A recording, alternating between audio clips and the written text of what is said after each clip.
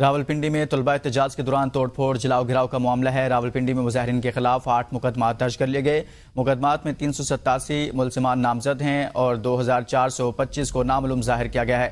نامزد ملزمان میں سے پولیس نے 385 گرفتار کر لیے، 2 کی گرفتاری کے لیے چھاپے جاری ہیں۔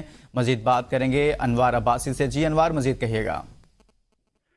جی بالکل، راولپنڈی میں کل جو طلبہ احتجاج ہوا تھا اور توڑ پھوڑ تھی، اس پر جلاؤ گراؤ کے تحت مقدمات کا اندراج ہو چکا ہے۔ راولپنڈی میں مظاہرین کے خلاف 8 مقدمات درج کر لیے گئے ہیں۔ مقدمات میں 387 ملزمان نامزد جبکہ 2425 کو نامعلوم ظاہر کیا گیا ہے۔ نامزد ملزمان میں سے پولیس نے 385 گرفتار کر لیے جبکہ 2 کی گرفتاری کے لیے چھاپے جاری ہے۔ نامعلوم ملزمان میں سے تاحال کوئی گرفتار نہیں ہو سکا۔